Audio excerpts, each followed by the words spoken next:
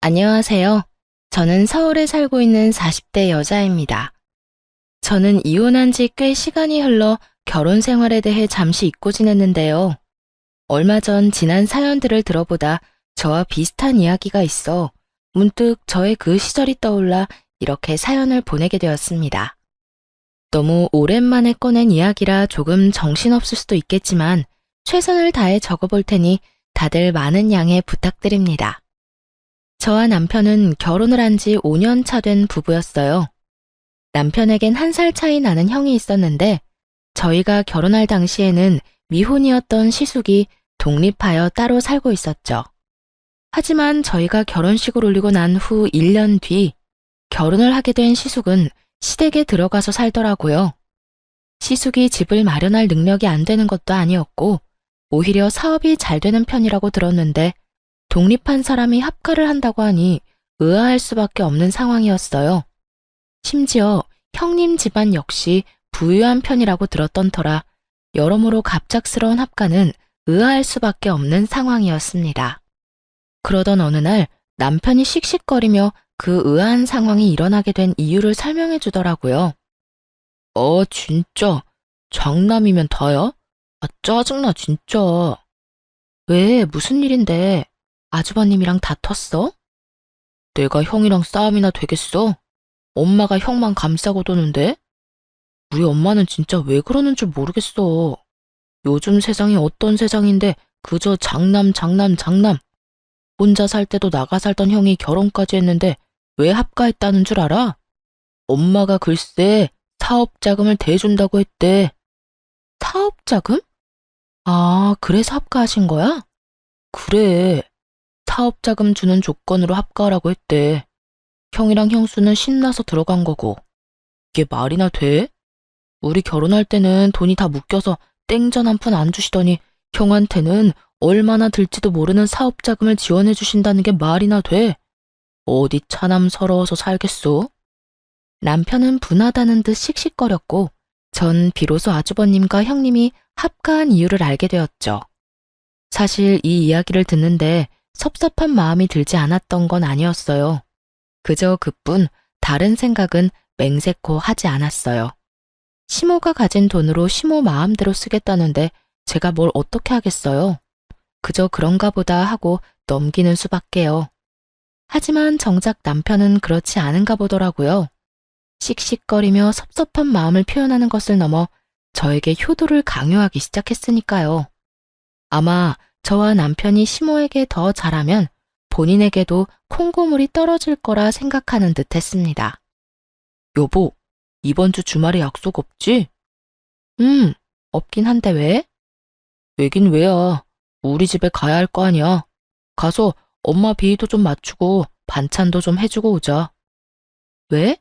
어머님 나한테 뭐 섭섭한 거 있으시대? 아니, 그냥 좀 잘 보이자 이거지. 갑자기 왜? 어머님한테 밉보인 것도 아니고 어머님 나 예뻐하셔. 그 정도 예쁨으로 되겠어? 형수는 지금 그 집에서 실시간으로 쉬지 않고 엄마한테 아부떨고 있을 텐데? 당신은 뭘 몰라도 한참 모른다니까. 우리 엄마가 아빠한테 받은 유산이 얼마인 줄은 알아?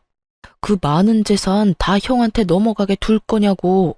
우리도 부지런히 잘 보여서 조금이라도 받아와야 할 거 아니야. 이 무슨 뜬금없는 소리인가 싶더군요. 시모를 몰라도 한참 모른다는 생각이 들기도 했고요. 저희 시모는요, 앞서 남편이 말했듯이 저희가 결혼할 때도 땡전 한 푼 보태주지 않은 분입니다. 그래서 대출금 갚아 나갈 제가 안쓰러웠던 부모님이 현재 저희가 사는 집을 해주셨고요. 그런 시모가 아무리 합가를 조건으로 내세웠다고 한들 시숙에게 사업자금을 내준 이유가 뭐겠어요? 차남보단 장남, 시숙에게 뭐가 됐든 더 크게 물려주시겠다는 뜻 아니겠어요? 제 눈엔 훤히 보이는 시모의 의중이 남편의 눈엔 보이지 않는 듯했고 저를 끌고 끝까지 시댁으로 데리고 가더군요. 제발 부탁이라는 말까지 하면서요. 저는 남편이 부탁이라고까지 하니 남편의 뜻에 따라주기로 했어요. 남편의 뜻대로 반찬도 만들고 시모에겐 늘 그렇듯 싹싹하게 굴고요. 남편 역시 저 못지않게 시모에게 잘하려고 했고 그렇게 몇 년 동안을 저에게 효도를 강요했어요. 그 시간 동안 제가 시모에게 잘한 건 재산 때문은 아니었어요. 남편의 부탁 때문도 있었지만 그때까진 그저 시모와 사이가 나빠 스트레스를 받는 것보단 사이가 좋은 편이 더 나을 거라 생각했고 남편의 부모님이기에 며느리로서 해야 할 도리를 다하고 싶었던 거죠. 거기에다 시모와 함께 사는 형님의 안색이 날이 가면 갈수록 좋지 않아지니 딱 발길을 끊을 수도 없더라고요. 어머님, 형님, 저 왔어요. 왔어, 동서? 어머, 이건 다 뭐야? 그렇지 않아도 바쁜 사람이 빈손으로 오지. 매번 뭘 이렇게 바리바리 싸서 와? 에이, 이 정도 반찬 만들 시간은 있어요. 저희 먹을 거 만드는 김에 조금 더 만들면 되는걸요. 그런데 형님 안색이 어디 아파요? 안색이 너무 안 좋아요. 나? 아니, 그냥 좀 피곤해서 그래. 요즘 좀 피곤하네. 혹시 임신 아닐까요? 아니야. 그냥 말 그대로 좀 피곤해서 그래. 형님은 그저 피곤하다고 했지만 아무래도 그저 피곤한 안색이 아니었어요. 하지만 그렇다고 해서 계속 캐물을 수도 없는 노릇이었죠. 그래서 전 그저 갈 때마다 반찬을 만들어가며 형님의 일손을 덜어주었고 형님은 그런 제 마음을 고맙게 받아주곤 했어요. 제가 이렇듯 효도를 가장해 형님에게 도움을 주는 사이 남편은 시모에게 잘 보이려 갖은 노력을 하더군요. 엄마, 아들 왔어. 왔니? 바쁠 텐데 뭘 이렇게나 자주 와? 자주는 무슨? 생각 같아서 나도 들어와서 살고 싶은 걸 참고 있으니까 그런 섭섭한 말 하지 마. 아픈 데는 없지? 식사는 하셨어? 오늘도 엄마 며느리가 엄마 드시라고 반찬 만들어 왔어. 엄마 둘째 며느리 음식 좋아하시잖아. 나밖에 없지? 음식은 며느리가 만들었는데 생색은 왜 자기가 낸대? 웃기는 녀석일세. 둘째야, 고생했다. 매번 이렇게 싸우는 거 힘들지 않아? 네, 괜찮아요. 저희 거 하는 김에 더 하면 되는 거예요. 형님은 어머님까지 모시고 사는데 저는 이런 거라도 해야죠. 맛있게 드셔주시니 그저 감사하답니다. 모시고 살기는 무슨, 내가 모시고 사는 거지. 내 집에서 내 돈 쓰면서 편하게 사는데. 이런 분위기로 만들려고 한 말은 아니었는데 순식간에 찬물 엎은 분위기가 되어버리니 어찌해야 할 바를 모르겠더라고요. 제가 아무런 대답도 하지 못하고 미안한 마음에 형님 눈치를 살피는데 형님이 저를 보며 괜찮다는 입모양을 해주며 미소를 지어주더라고요. 남편 역시 갑자기 싸해진 분위기를 살피다 시모의 기분을 풀어주려 애썼고요. 에이, 우리 엄마 또 이런다. 우리 엄마 시장하시구나. 얼른 식사합시다. 자자, 둘째 며느리가 만든 비장의 반찬 장조림도 있다고요. 얼른 식사들 합시다. 이 녀석이 하여튼 누가 막내 아니랄까봐 애교만 많아서는 내가 우리 둘째 때문에 웃고 산다. 웃고 살아. 당연하지. 둘째 아들이 최고지. 그래, 최고다. 시모는 결국 남편의 애교에 웃어 보였고 그제야 전 안도의 한숨을 내쉴 수 있었습니다. 그날 이후 전 형님의 안색이 나쁠 수밖에 없었던 이유를 알 것만 같았고 전보다 더 자주 시댁을 오가며 반찬을 가져다 주었어요. 아마 모르긴 몰라도 시모의 시집살이로 형님이 고된 것 같은데 먹거리 걱정이라도 덜어주고 싶었던 것이었죠. 제가 이렇게 하는 만큼 남편 역시 노력하고 있었지만 시모는 여전히 남편에게 최고라는 말만 할 뿐 남편이 바라는 그 어떤 것도 주지 않고 있었죠.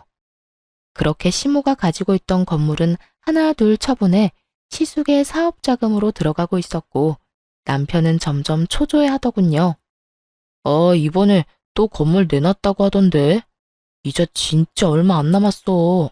형은 도대체 뭔 사업을 어떻게 하길래 돈이 그렇게나 드는 걸까? 난들 알겠어? 나도 사업의 사자도 모르는 사람인데?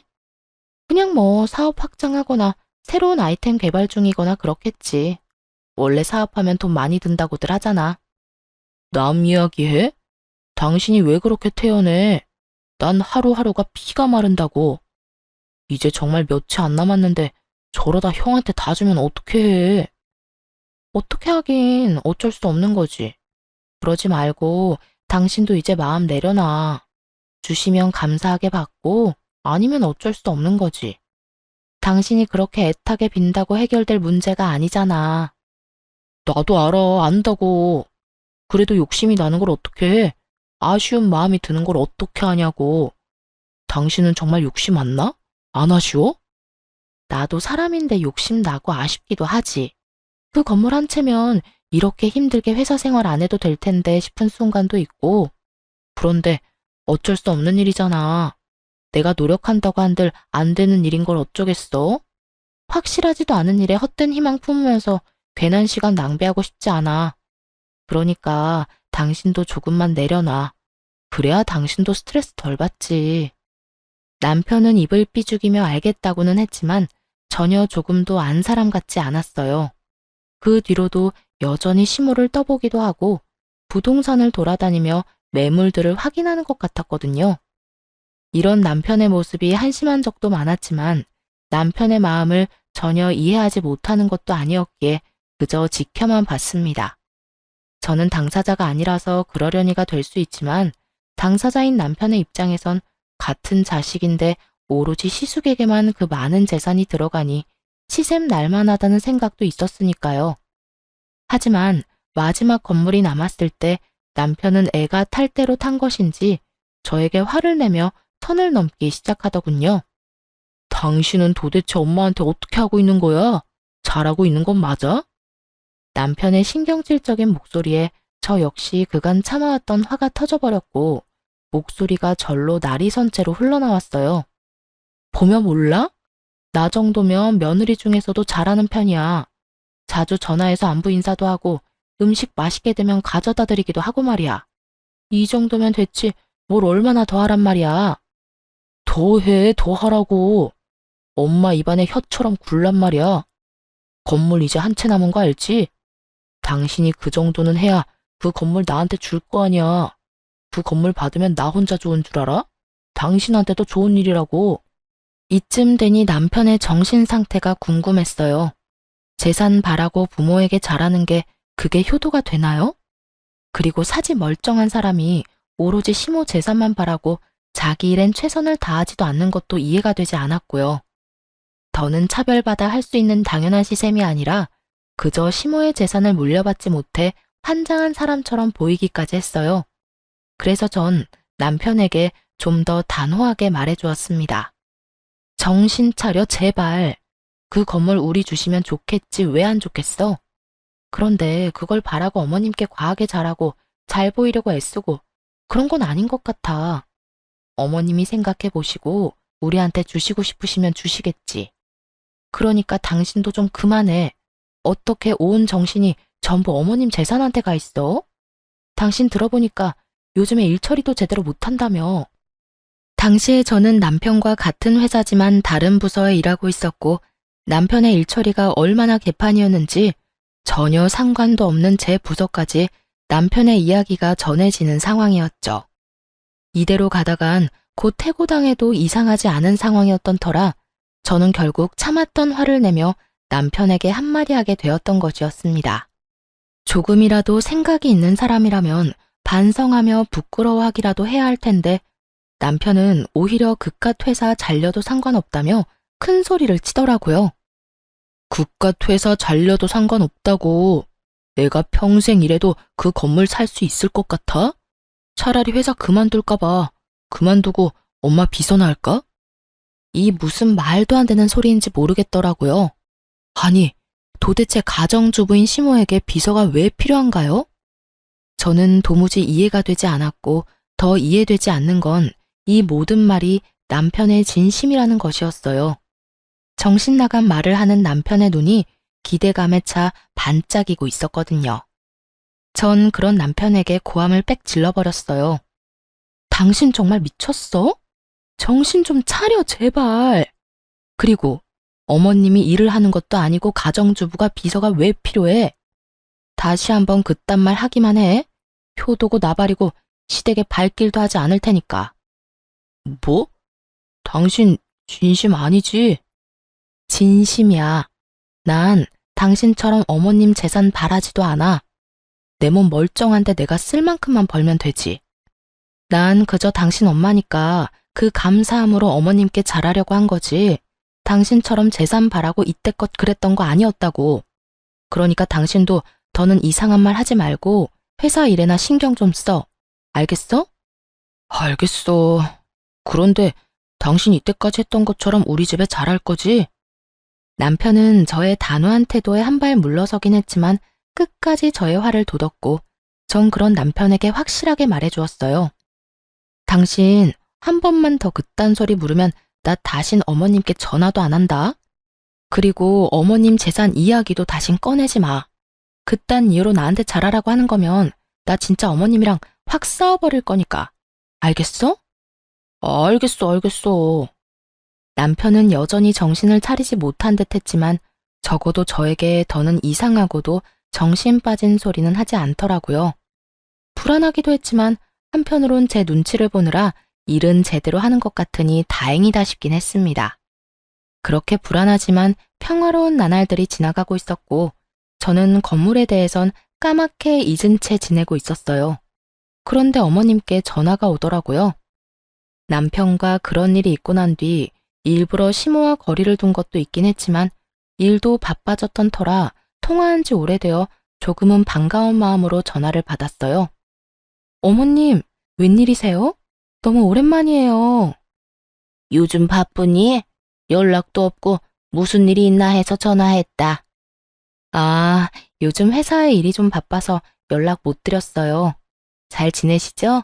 아픈 곳은 없으시고요? 나야 늘 똑같지. 난 또 연락 없길래 네가 내 재산 포기했나 했지. 조금 황당했어요. 갑자기 웬 재산 타령인가 싶어서요. 결혼 이후 단 한 번도 시모에게 재산 이야기를 꺼낸 적도 없었기에 더욱 황당했죠. 그래서 전 시모에게 황당하다는 듯 웃으며 되물었어요. 근데? 어머님, 그게 무슨 말씀이세요? 전 어머님 재산 바란 적 없는데요. 그러니? 난 네가 반찬도 만들어 오고 나한테 잘하길래 내 재산 바라고 그러는 줄 알았지. 그런 마음으로 한 행동 아니에요, 어머님. 그저 전 며느리 된 도리를 지키려고 했던 것뿐이에요. 반찬이야 매번 말씀드렸던 대로 저희 거 하는 김에 좀 더 해서 가지고 갔던 거고요. 그러니까 그렇게 말씀하지 마세요. 저 조금 섭섭해지려고 해요. 그러니? 네 남편은 생각이 좀 달라 보이던데 넌 아니라니 그리 믿으마. 하여튼 내일 주말인데 어디 가니? 내일이요? 정해진 건 없는데 왜 그러세요? 무슨 일 있으세요? 아무 일 없어. 다름이 아니라 약속 없으면 와서 반찬 좀 하거라. 네가 만든 반찬이 먹고 싶구나. 이상했어요. 단 한 번도 이런 말을 먼저 한 적이 없었던 시모인데 갑자기 전화까지 한 것을 포함해 여러 가지로 석연치 않더라고요. 왜인지 이상한 예감이 들기도 했고요. 무언가 이상하다는 생각이 들자 가고 싶지 않은 마음이 굴뚝이긴 하지만 이미 약속이 없다고 말해버린 전 하는 수 없이 가기로 약속을 해버렸죠. 그러면 내일 그이랑 같이 갈게요. 그래, 먹고 싶은 거 문자로 보낼 테니 올 때 대충 장 좀 봐오고. 네, 어머님. 전화를 끊자마자 시모에게선 먹고 싶은 음식 리스트들이 왔고 대부분 시모가 좋아하는 음식이 아닌 형님이 좋아하는 음식들이더군요. 더욱 싸한 기분이 들었지만 일단 전 남편과 함께 장을 봐 시댁으로 가게 되었습니다. 길게 생각해봤자 답은 없고 일단 가서 어떤 일이 일어나고 있는지 제 눈으로 확인하는 것이 빠르다는 생각에서였죠. 그렇게 전 온 신경이 곤두서 있는데 이러한 제 생각은 전혀 모르는 남편은 그저 제가 장까지 봐서 오랜만에 시댁에 간다는 사실에 한껏 신이 났더라고요. 여보, 무슨 바람이 불어서 우리 집에 가자고 했어? 이렇게 장까지 봐서 말이야. 어머님이 좀 오라고 전화 왔더라고. 나는 마음이 심란한데 당신은 그저 신나? 나는 신나지. 그동안 당신이랑 우리 집 가고 싶었는데 당신이 싫다고 할까봐 말도 못 꺼내고 있었는데 이렇게 당신이 먼저 우리 집에 가자니까 당연히 신나지 않겠어? 그런데 당신은 왜 심란해? 그냥 느낌이 안 좋아. 꼭 무슨 일이 일어날 것만 같은 기분이야. 일어날 일이 뭐가 있어. 그냥 엄마가 당신 음식 먹고 싶은가 보지. 아, 당신은 참 좋겠다. 그렇게 온 세상이 간단하고 밝기만 해서. 부럽다, 부러워. 남편은 저의 비꼬는 말에도 그저 신나서 이리저리 방방 뛰어댔고, 전 그런 남편을 끌고 시댁으로 향했어요. 시댁에 도착하니 집골이 말 그대로 엉망진창이더라고요. 늘 모델하우스처럼 깨끗한 상태를 유지하는 집이었는데 바닥엔 머리카락이 굴러다니고 설거지는 산처럼 쌓여있는데도 욕실엔 마땅한 수건 한 장이 없더라고요. 전 깜짝 놀라 섣불리 아무것도 건드리지 못하고 있었고 남편은 시모를 부르더군요. 남편의 부름에 시모는 눈을 비비며 안방에서 느긋하게 걸어 나왔고요. 엄마! 엄마! 왔니? 깜빡 잠들었네. 언제 왔니? 막 왔어. 그런데 집골이 왜 이래? 형수는?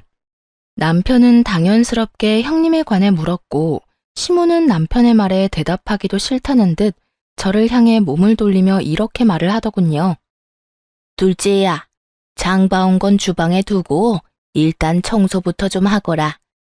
빨래도 해야 하고 여러 가지도 엉망이야. 집안일 좀 대충 하고 그리고 음식 만들려무나 부탁 좀 하마.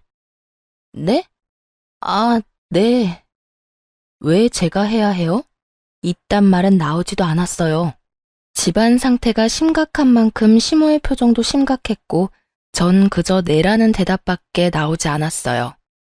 그렇게 전 쌓여있는 집안일들을 하고 음식들을 해냈고 상을 다 차리고 나니 시모가 이렇게 말하더군요. 어머님, 식사하세요. 그래. 다 했니? 고생했다. 그런데 오늘은 이만 집에 가거라. 밥은 다음에 같이 먹자꾸나. 이건 도대체 무슨 경우인가 싶더라고요. 하루 종일 뼈 빠지게 집안일 시키고 음식까지 다 만들어서 상까지 차렸더니 이제 와서 밥도 먹이지 않고 집에 가라뇨. 심지어 저녁 시간대가 지나도 한참 지난 시간이라 당연히 저녁밥을 먹고 간다고 생각했던 터라 이만 집으로 돌아가는 시모의 말은 황당하기까지 했어요. 남편 역시 저와 생각이 같았는지 시모에게 되물어보더라고요. 어? 집에 가라고? 저녁 먹고 집에 가라는 게 아니라? 그래, 오늘은 이만 가. 왜? 지금 시간이 몇 시인데 나 배고프단 말이야. 하루 종일 집안일 하느라 힘이란 힘은 다 썼는데 밥도 안 먹이고 보낼 거야? 남편은 떼를 부리기 시작했고 그런 남편의 모습에 시모는 한숨을 내쉬는가 싶더니 이내 진지한 얼굴로 이렇게 말하더군요. 아들, 엄마가 오늘 네 형수랑 진지하게 할 이야기가 있어서 그래. 그러니까 오늘은 그냥 좀 가. 둘째야, 고생 많았을 텐데 오늘은 네가 이해 좀 해주렴. 내가 네 형님이랑 긴히 나눌 이야기가 있어서 그래. 곧 네 형님 오기로 했으니까 오늘은 이만 돌아가려무나. 그제야 남편은 상황의 심각성을 깨달은 것인지 제 손을 잡아 끌며 집에 가자고 하더라고요. 전 그런 남편의 손에 이끌려 집으로 왔고 얼마 지나지 않아 형님에게 전화가 왔습니다. 동서, 오늘 고생 많았지? 아니에요. 그런데 어떻게 하셨어요? 어머님이 저 왔다 갔다고 하시던가요? 급하게 저희 보내길래 비밀로 하고 싶어 하는 것 같아서 일부러 형님한테도 전화 안 했는데요. 아니, 어머님은 아무 말 안 했지. 어머님 댁에 가보니까 동서가 한 음식이 있길래 그제야 동서가 와서 그 고생을 한 걸 알았어. 고생은 무슨 고생이에요. 하나도 힘 안 들었어요. 그런데 형님, 어머님 댁에 안 계세요? 말씀하시는 거 들어보니 그런 것 같아서요. 오늘 어머님 집 꼴도 그렇고 여러모로 무슨 일이 있긴 있는 것 같은데 어머님도 별말 안 하더라고요. 그게 나 요즘 친정에 있어. 아무래도 이혼할 것 같아. 남편이나 어머님한테는 이미 이혼할 거라고 말 다 했고 동서한테는 말해야지 하다가 이제서야 말하네. 미안해. 갑자기 이혼이라니 무슨 일이 있을 거라 생각은 했지만 이혼은 전혀 생각지도 못한 전개라 이게 무슨 일인가 싶더라고요. 부부 사이 문제니 자세한 내막은 알 수 없었지만 시댁에 갈 때마다 형님과 시숙 사이엔 큰 문제가 있어 보이기는커녕 사이가 너무 좋아 보였으니까요. 네? 이혼이요? 이렇게 갑자기 왜요? 무슨 일 있으셨어요? 아무래도 난 사업하는 남자랑 안 맞는 것 같아. 어머님도 한몫했고 동서는 잘 모르는데 어머님 이제 얼마 남지도 않은 재산 가지고 얼마나 생색내는 줄 알아? 날 무슨 하녀처럼 부려먹는다니까.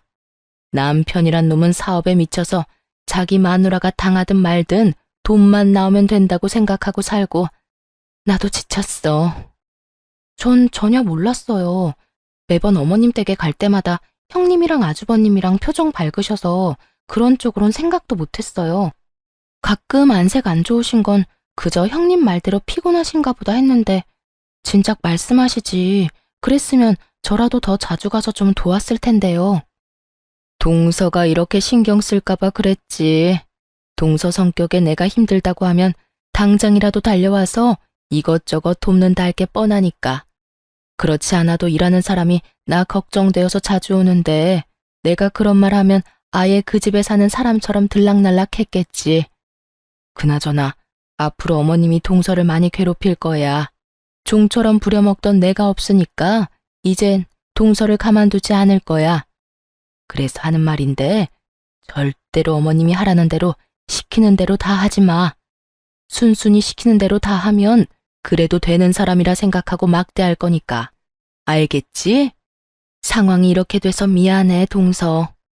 평소 형님과 사이가 좋았던 게 이럴 땐 큰 도움이 되더라고요. 형님은 그 뒤로도 나에게 당부와 걱정 어린 우려들을 긴 시간 쏟아내 주었고, 전 형님 덕에 그간 몰랐던 시모의 모든 것을 알게 되었습니다. 시모는 그간 형님을 종부리듯 사람을 부려먹었다고 하더라고요. 시모는 정말 손가락 하나 까딱하지 않았고 형님이 너무 힘이 들어 인상이라도 찌푸리는 날엔 불호령이 떨어졌다고 했어요. 남편 잘 만나서 넓은 집에서 호강하는 주제에 그 정도 일이 힘드냐면서요. 그러면서 그런 식으로 힘든 티 내면 정말 삶이 힘들게 만들어주겠다고도 말했다더군요. 시숙의 사업 자금을 끊어버리겠다는 말이었죠.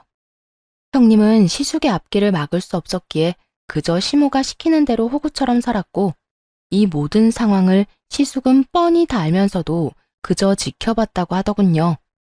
그런 날들이 반복되자 형님은 결국 폭발해버렸고 시모와 대판 싸우고 집을 나와버렸다고 했어요. 그러면서 하는 말이 앞으로 제가 타깃이 될 테니 조심하라고 당부 또 당부해 주더라고요. 형님의 말을 들으면서도 설마 나에게까지 그런 짓을 할까 했는데 상황은 형님의 말처럼 흘러가더군요. 그간 저에게 먼저 연락을 잘 하지도 않던 시모는 틈만 나면 저에게 연락을 해 이것저것 시켜 먹으려고 들더라고요. 둘째야, 오늘 회사 마치고 집으로 좀 오거라. 오늘이요? 그래, 오늘. 와서 화장실 청소도 좀 하고 수건도 좀 삶거라. 수건이 영 시원치가 않아. 푹 삶아야 때도 지고 뽀송뽀송하기도 하고. 그리고 오는 김에 장도 좀 봐오고. 돈은 오면 줄 테니 장 보는 김에 과일도 좀 넉넉히 사와. 과일도 다 떨어져 가니까. 알겠지? 그러면 오는 걸로 알고 끊으마. 말이 좋아야 부탁이지. 이건 뭐 앞으로 절 호구 취급을 하겠다는 선포와도 같더군요. 형님에게 들은 말이 없었다면 그놈의 며느리로서 해야 할 도리라고 생각하며 호구 잡히는 줄도 모르고 시댁으로 갔겠지만 들은 말이 워낙 많았던 저는 시모에게 뭐 하나라도 효도하고 싶어 안달이 난 남편에게 전부 넘겨버렸어요. 바보 같은 남편놈은 아무것도 모르고 신나서 시댁으로 달려갔고 그럴 때마다 시모는 저에게 연락이 와 형님에게 그랬던 것처럼 재산 타령을 하기 시작했어요. 내가 오늘 너한테 오라고 하지 않았니? 왜 네가 안 오고 내 아들을 보내? 제가 뭘 할 줄 안다고. 제가 가려고 했는데 일이 워낙 바빠서요. 너희 같은 회사지 않니? 너는 바쁜데 네 남편은 한가해? 말이 되는 변명을 해야 믿는 척이라도 하지. 어머님, 남편이랑 저랑 부서가 달라요. 부서마다 하는 일도 다르고 일이 다르니 바쁜 시기도 다르고요. 요즘은 우리 부서가 유난히 바쁘고 남편 부서는 한가한 편이라서 그래요. 정 못 믿겠으면 남편한테 물어보세요. 됐다. 그걸 못하러 물어봐. 뭐 중요한 거라고. 하여튼 앞으로 내가 부르면 제깍제깍 달려오거라. 그래야 내가 너 하는 짓이 예뻐서라도 하나 남은 건물 네 남편한테 주지 않겠니? 그러니까 나한테 잘해. 시키는 대로만 잘해도 긍정적으로 잘 생각해 볼 테니까. 재산에 눈꼽만큼도 관심이 없었던 저에게 시모의 이런 말들이 무서울 리가 없었고, 그랬기에 전 말 같지도 않은 말들을 한 귀로 듣고 한 귀로 흘려버렸습니다. 그렇게 시모가 저를 부르면 저는 남편을 보내버리는 일상이 반복되고, 어느 날은 시모에게 한 소리 들은 남편이 저에게 화를 내더라고요. 당신, 이때까지 우리 엄마가 나 부른 게 아니라 당신 부른 거라며? 당신은 나 부른 거라고 했었잖아. 누굴 불러서 누가 가든 그게 무슨 상관이야? 누구라도 가서 집안일 했으면 됐지. 그리고 당신 엄마 집 일인데 꼭 나만 가서 해야 한다는 법이라도 있어? 누구든 시간 남고 마음 가는 사람이 가서 하면 되는 거지. 엄마가 싫다잖아. 엄마가 나 말고 당신 보고 오래. 오늘도 나한테 얼마나 짜증냈는 줄 알아? 마누라 말이라면 똥도 먹을 놈이라는 말까지 했다고. 앞으로는 엄마가 부르면 당신이 가. 당신이 가서 집안일을 하든 엄마 어깨를 주물러 주든 엄마가 시키는 일은 당신이 하란 말이야. 저는 이 말이 꼭 앞으론 시모의 하녀로 살라는 말처럼 들려 기분이 너무 나쁘더라고요.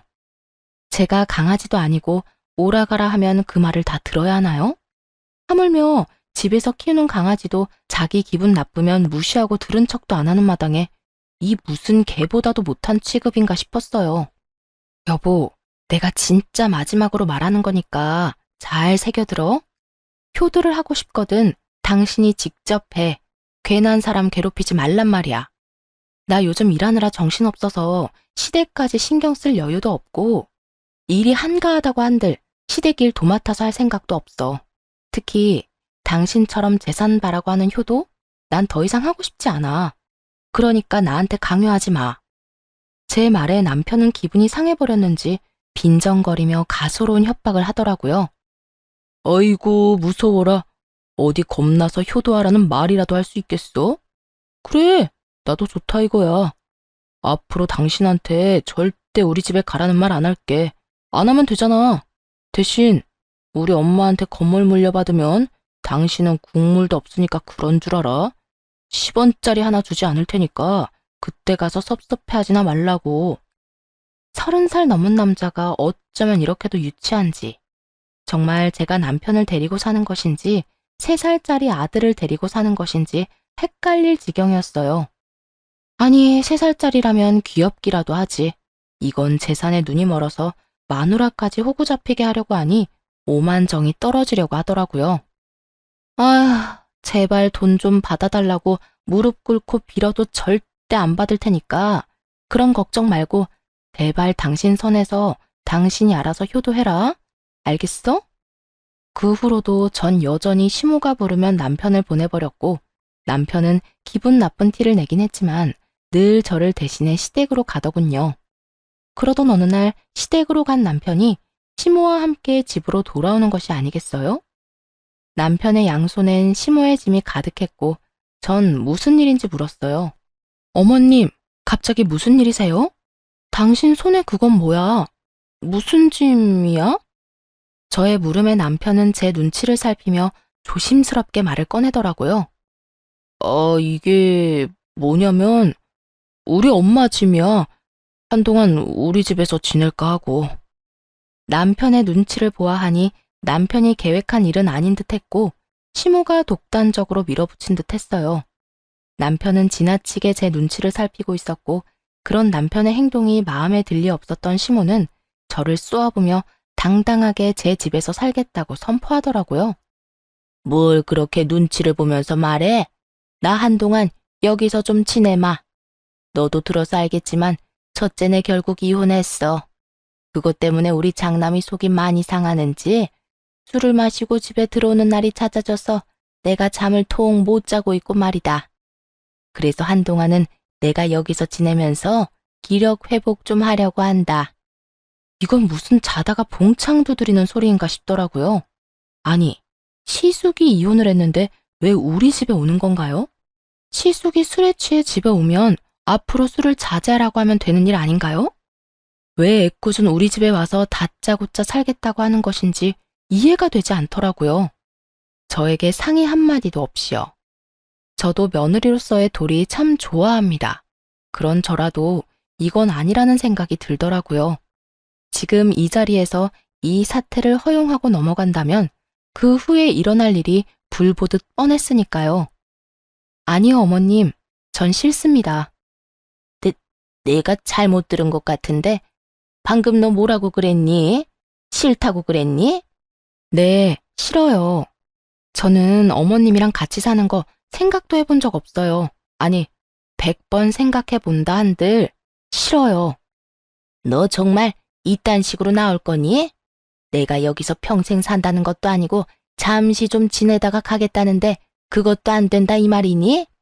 시모는 저의 당돌함이 어이가 없다는 듯 되물어오더라고요. 마치 당연히 네가 해야 할 일인데 왜 안 된다고 하는지 이해가 되지 않는다는 투로요. 전 그런 시모의 말투가 더욱 마음에 들지 않았고 제대로 알아듣도록 더욱 강하게 말을 했어요. 네, 싫어요. 어머님은 잠깐이라고 하지만 그 잠깐이 1년이 될지 10년이 될지 누가 알겠어요? 어머님 형님께도 잠깐만 같이 살자고 해놓고선 4년을 부려먹으셨다면서요. 전 죽어도 그렇게는 못 사니까 그런 줄 아시고 돌아가 주세요. 전 단호했고 그런 저의 태도에 남편이 더 놀라 저를 뜯어말리기 시작하더군요. 당신 미쳤어? 엄마한테 지금 그게 무슨 말이야? 말투는 또 그게 뭐고? 얼른 사과드리지 못해? 얼른 싹싹 빌고 엄마가 쓸 방 청소나 해. 얼른. 싫어. 내가 왜 그래야 하는데? 그리고 당신 잊었나 본데 여기 우리 집에서 해준 내 집이야. 명의도 내 명이라고. 이딴 집 몇 푼이나 한다고 이 유세인지 모르겠네. 그래, 네가 나가라니 내가 나간다마는 이 한 가지는 똑똑히 알아둬라. 내가 이 집에서 한 발이라도 나가는 순간 내 아들도 이 집에서 나가는 거야. 이 말이 무슨 말인 줄 아니? 네가 날 이 집에서 내보내면 내가 너희 이혼시키겠다는 말이야. 그래도 내가 이 집에서 나가길 바라니? 넌 절대 날 이 집에서 내보내지 못해. 라는 시모의 속마음이 들리는 듯 했어요. 착각도 유분수지. 어떻게 저런 착각을 할 수 있는 것인지 참 황당하더라고요. 여기서 시모를 따라 나가 저하고 이혼을 하겠다는 남편이면 저도 그깟 이혼 웃으면서 할 수 있다는 걸 시모는 전혀 모르는 듯 했어요. 남편 역시 마찬가지였고요. 전 아주 큰 착각을 하고 있는 두 사람을 향해 이렇게 말했어요. 네? 그래도 상관없으니 지금 당장 나가주세요. 당신도 마찬가지야. 어머님 말씀대로 내가 어머님 나가라고 해서 나랑 이혼할 생각이면 지금 당장 짐들 다 싸들고 가. 2번 다신 짐 핑계로 이 집에 들락날락하는 일 없게. 들었지? 아들, 당장 짐 챙겨. 네 마누라가 겁대가리 없이 짓거리는 거 보니까 이참에 버릇을 단단히 고쳐줄 필요가 있겠구나. 어디 법원 가서도 그리 당당할 수 있는지 두고 보자. 두 여자의 진심 가득한 선포에 남편은 잠깐 멈칫한다 싶더니 이내 시모의 강한 눈빛 한 번에 짐을 다 챙겨 시모의 뒤를 따라 집을 나가버리더라고요. 오만정이 떨어졌던 남편이긴 했지만 이혼만은 하기 싫어 마지막 기회를 줬던 것인데 그 기회를 발로 뻥 차버리는 남편을 보며 저 역시 굳게 마음을 다잡게 되었죠. 쇳불도 당김에 빼라고 전 남편이 집을 나간 바로 다음 날부터 이혼 준비를 시작해 남편에게 통보해버렸습니다. 여기 이혼 서류 도장만 찍으면 돼. 기어코 이혼을 하자고?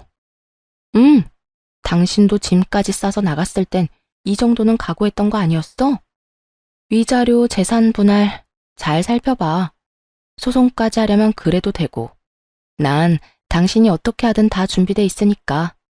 그런데 될 수 있으면 빨리 끝내고 싶으니까 합의를 하든 소송을 하든 잘 생각하고 결정 빨리 내려줬으면 좋겠어.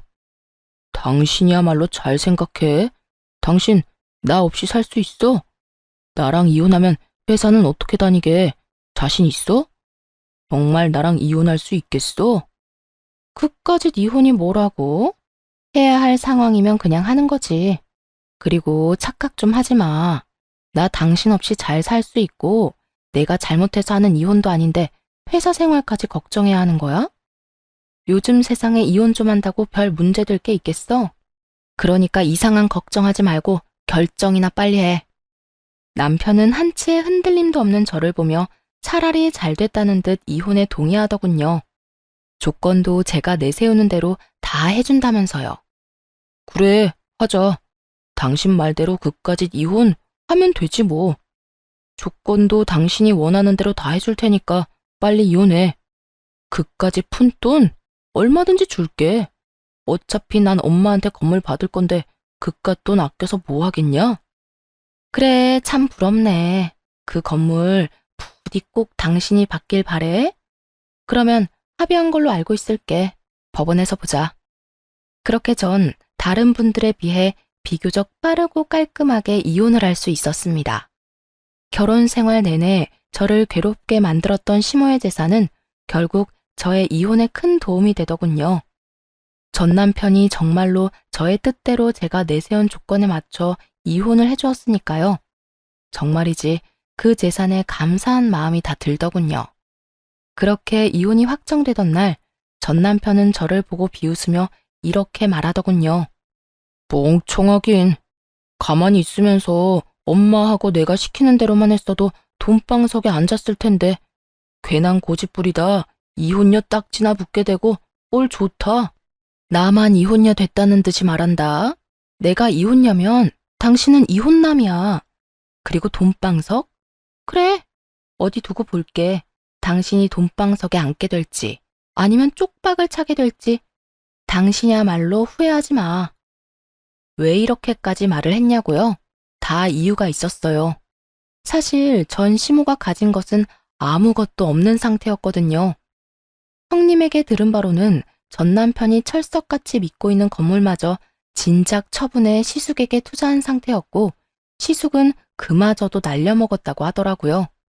사업이 잘 돼서 끊임없이 자금을 주고 있었던 것이 아니라 차리는 족족 망해서 끊임없이 자금을 퍼붓고 있었던 것이었어요.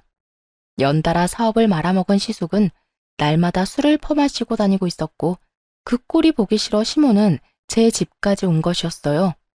처음부터 이러한 사실을 전 남편에게 숨기려고 한 것은 아니었어요. 처음엔 이런저런 일로 피곤해서 말하지 못했고 그 뒤론 정말 새까맣게 잊어버려 말을 못하고 있었던 것이죠. 그런데 그 뒤로 많은 일들이 일어나며 이혼까지 하게 되었으니 더욱 말할 필요가 없어진 상황이었어요. 후회? 내가 후회를 왜 해? 내가 너처럼 멍청한 줄 알아?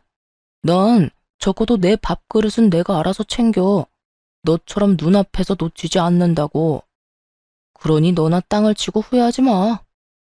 이렇듯 끝까지 저에게 헛소리만 하는 전 남편을 보며 후회할 사람은 너라는 말을 속으로 얼마나 되뇌었는지 모릅니다. 이혼을 하고 난 후 전 남편, 시모 모두를 바로 차단해버렸습니다. 혹시나 하는 상황에 대비해 집도 세를 줘버렸고 회사도 이직을 해 다른 지역으로 이사까지 와버렸죠. 그 후 형님에게 전해 들은 바로는 재산을 전부 시숙에게 투자한 것을 알아버린 전 남편이 저를 찾아 나섰다고 하더라고요. 제가 연락이 되지 않자 형님에게까지 연락이 와 재산은 전부 날린 것이 맞냐, 정말 저와는 연락이 되지 않냐 등등 몇 번이고 물었다고 했어요. 저를 찾아다니는 검은 속내는 뻔했어요. 전 남편은 저에게 위자료를 주기 위해 대출까지 받은 상태였고 그거에다 시모에게 속아 퇴직금까지 미리 받아 시숙에게 다 줘버려 빚쟁이 신세였거든요. 그러니 어떻게 해서든 저에게 들러붙어 어떻게 해서든 한 푼이라도 받아가려 저를 찾아 나선 게 뻔히 보이지 않겠어요? 전 시모도 전 남편과 처지가 별반 다르지 않다고 하더라고요. 어머님도, 아니, 그 아줌마도 별반 다르지 않아. 있는 재산 다 첫째 아들한테 다 갖다 주고 깡통 차니까 둘째 아들 돈까지 끌어다 난리를 부리다가 이혼까지 하게 만들었으니 어쩌겠어? 그냥 빚쟁이 두 아들 둔 빚쟁이 엄마가 된 거지. 하나 있던 집까지 다 말아먹고 요샌 단칸방 월세살이 한다고 하더라. 다 큰 아들 둘 끌어안고 오순도순 잘 살아보라지 뭐. 동서는 이제 이쪽으론 신경도 쓰지 말고 관심도 주지 말고 거기서 잘 살아. 나도 이제 그 집 신경도 안 쓸 거야. 세 인간 모두 빚쟁이가 되었다는 말을 듣는데 참 잘된 일이다 싶었어요. 그렇게 재산 믿고 사람을 괴롭혀대더니 딱 어울리는 벌이다 싶었으니까요. 이 소식을 마지막으로 전 시댁의 소식은 들을 수 없었고 그렇게 그 지긋지긋한 인연도 끝이 났습니다. 전 이직한 회사에서 잘 지내고 있어요. 얼마 전 승진도 했고 회사 사람들과 잘 지내고 있죠. 사연 처음에 말씀드린 대로 이혼을 한 지도 꽤 많은 시간이 흘러 특별한 일이 없는 한 요즘엔 그 시간들을 잊고 잘 살고 있습니다. 지금까지 연애라고 단정 지을 만한 관계를 맺은 적도 없고 앞으로도 그럴 생각이 전혀 없는 상태예요. 그렇다 보니 결혼 생각도 전혀 없고요. 그저 아직까진 휴일엔 저를 위한 시간을 보내고 가끔은 여행도 다니는 게 참 좋더라고요. 생각보다 혼자 하는 여행길에서 제가 보고 느끼는 많은 것들이 더 큰 의미가 있다는 생각에 한동안은 계속 혼자 지내보려 합니다. 최근엔 기타를 배우고 있는데요. 손가락도 다치고 물집도 생기긴 하지만 그 모든 걸 감수할 만큼 즐거워 한동안은 기타 배우는 재미에 푹 빠져 지낼 듯 합니다. 이 정도면 혼자 지내는 것도 꽤 괜찮지 않나요? 이로써 저의 사연은 끝이 났습니다. 지금까지 긴 사연 들어주셔서 감사합니다.